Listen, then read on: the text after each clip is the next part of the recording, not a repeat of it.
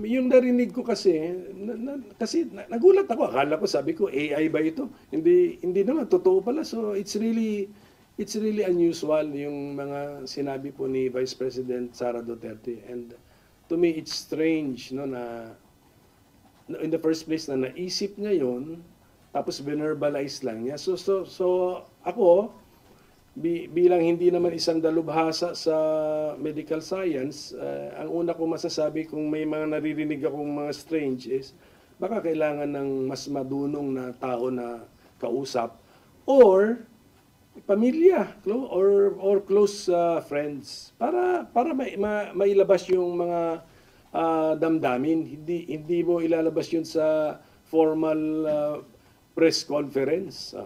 Well, part lang naman, hindi ko naman pinanood yung 2 hours kasi part lang yung nakita ko yung, ano yun, yung ulo, something to do with the ulo, and then something to do sa paghuhukay at itatapon sa West Philippine Sea, mga ganun. These are unusual, actually up to being strange.